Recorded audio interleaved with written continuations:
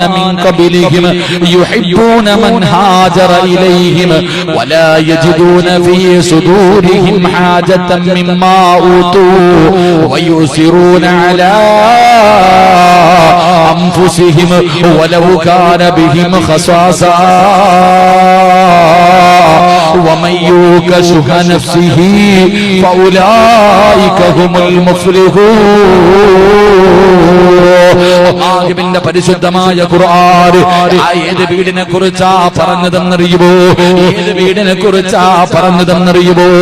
ഈ പാവപ്പെട്ട മക്കളുണ്ടല്ലോ, അല്ലാഹുവേ സ്ത്രീധനമെന്ന് പറയുന്ന അനാചാരത്തിൽ മുങ്ങിത്താന്നുകൊണ്ടിരിക്കുമ്പോ എന്റെ പ്രിയപ്പെട്ടവര് തന്റെ പൊന്നാര മകളെ കല്യാണം കഴിച്ച് വിടുമ്പോ പടച്ചവനെ കൊടുക്കാനൊന്നുമില്ലാതെ വീടിന്റെ അകത്തിരുന്ന് കരയുന്ന പാവപ്പെട്ട മാതാപിതാക്കളോ, പടച്ചവനെ എന്റെ വാപ്പയ്ക്ക് ഒന്നും തരാനില്ലല്ലോ, എങ്ങനെയാണ് എന്റെ ഉപ്പ എന്നെ കെട്ടിച്ചു വിടുന്നത്? ഉപ്പ കരയുന്നത് കാണുമ്പോ സഹിക്കാൻ കഴിയാതെ വീടിന്റെ അകത്ത് നിസ്കാരപ്പായിരുന്ന് കരയുന്ന പെമ്മക്കളുണ്ടല്ലോ. ആ പാവങ്ങളുടെ വിവാഹത്തിന് വേണ്ടി നിങ്ങൾ ആരെങ്കിലും നിങ്ങളെ കൊണ്ട് കഴിയുന്ന എന്തെങ്കിലും കൊടുത്താൽ അല്ലാഹു നിങ്ങൾക്ക് തരുന്ന ഒന്നാമത്തെ പ്രതിഫലം, ഇന്ന് തരുന്ന പ്രതിഫലം ഞാൻ പറയാ. ഒന്ന്, നിന്റെ വീട് കാണാ മലക്ക് വരും. ഒന്ന്, നിന്റെ വീട് കാണാ മലക്ക് വരും. രണ്ട്,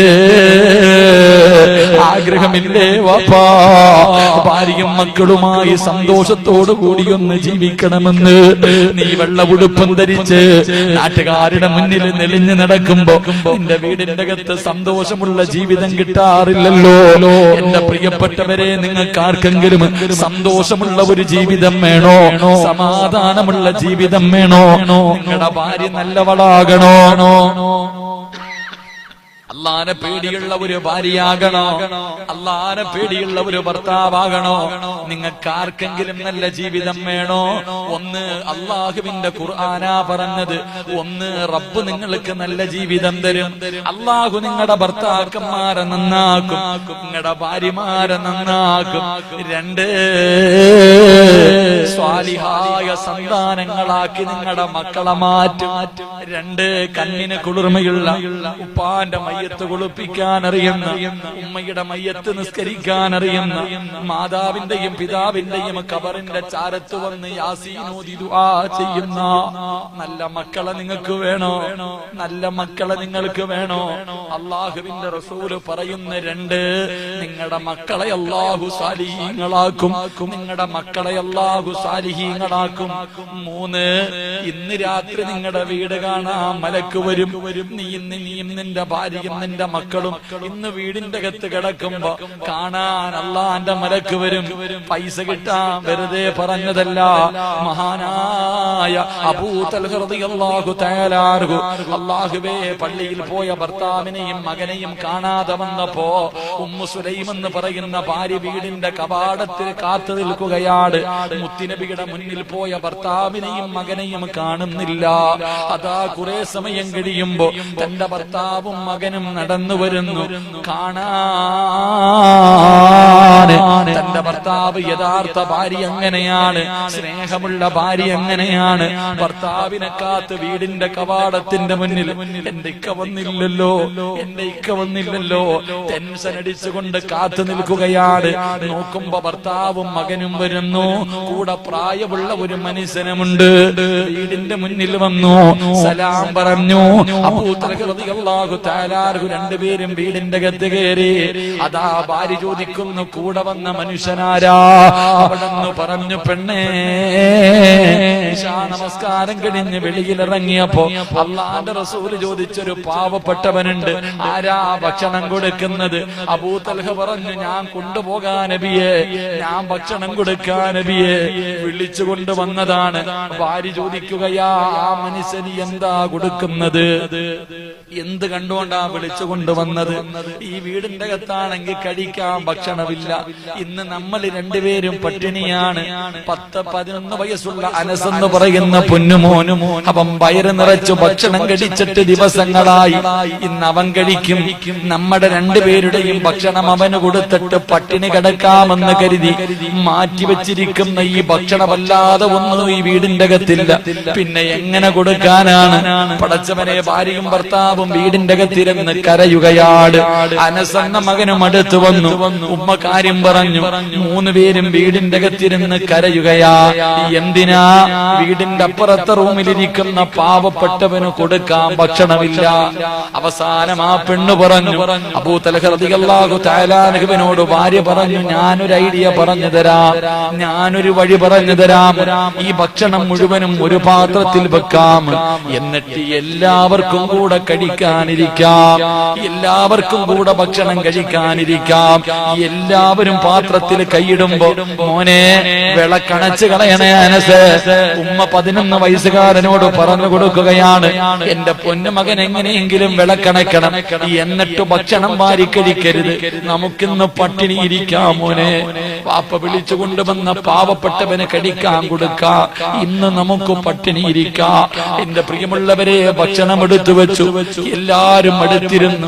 സമയമായപ്പോ വിളക്കണച്ചു. എന്നിട്ട് ഇവരഭിനയിച്ചു. ആ സ്വഹാബി ആ മനുഷ്യന് ഭക്ഷണം കൊടുത്തു. ഇതുകൊണ്ടാ മലക്ക് വന്നത്. മുത്തുനബി പറഞ്ഞു, അബൂ തൽഹ, ഇന്നലെ ജിബ്രീൽ വന്നിട്ട് ഖുർആനിലെ ഒരു ആയത്ത് ഓതി തന്നു നിന്റെ വീടിനെ കുറിച്ച്. ഇന്നലെ നിന്റെ വീട് കാണാൻ മലക്കുകൾ ഇറങ്ങി വന്നെന്ന് ചരിത്രം പറയുമ്പോ ഞാൻ നിർത്തുകയാണ്.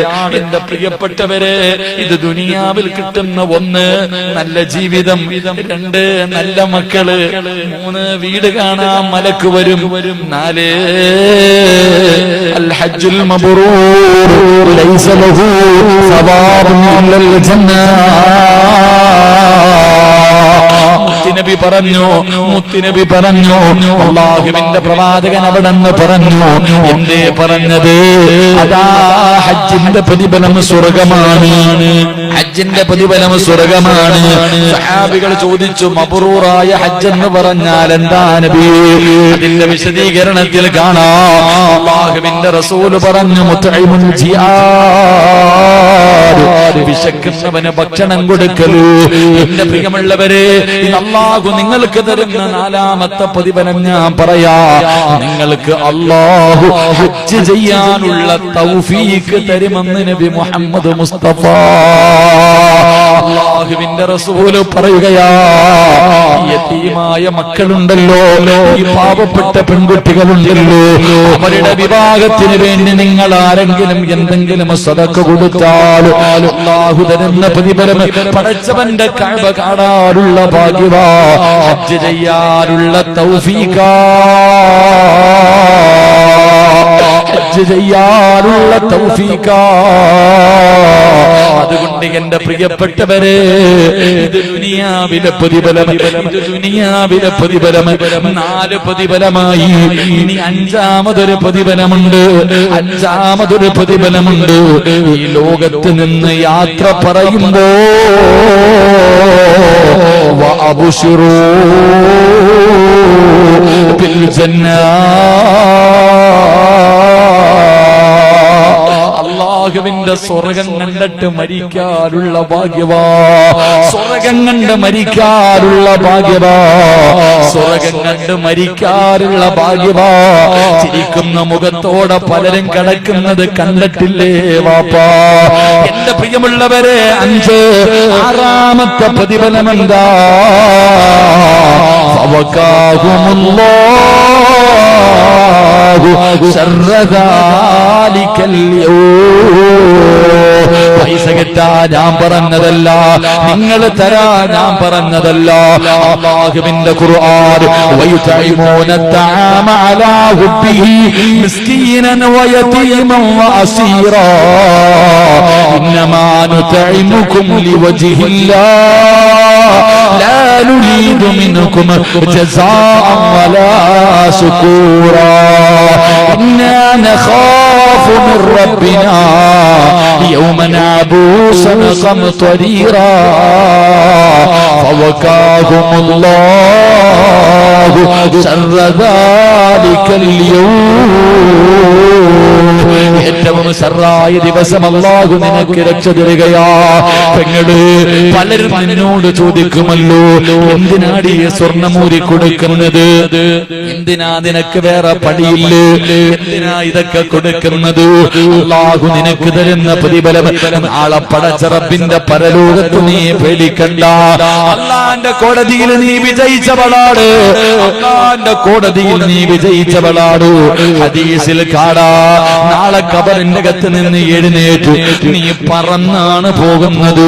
അല്ലാഹുവിന്റെ സ്വർഗ്ഗത്തിലേക്ക് പറവകളെ പോലെ പറന്നാ പോകുന്നത്. സ്വർഗ്ഗത്തിന്റെ കാവൽക്കാർ ചോദിക്കുകയാണ്, ഇത്ര പെട്ടെന്ന് നിന്റെ വിചാരണ നീ നരകം വരുന്നത്, നിനക്ക് ഈ പ്രതിഫലം കിട്ടാനുള്ള കാരണമെന്താ? എന്റെ പ്രിയമുള്ളവരെ, സദക്കയുടെ പ്രതിഫലമാ 5. 6ാമത്തെ പ്രതിഫലം എന്തെന്നറിയുവോ? വലക്കാഹു നളറതം വസുറൂറാ. അല്ലാഹുവിനെ കാണാനുള്ള ഭാഗ്യമാ, പടച്ച റബ്ബിനെ കാണാനുള്ള ഭാഗ്യമാണ്.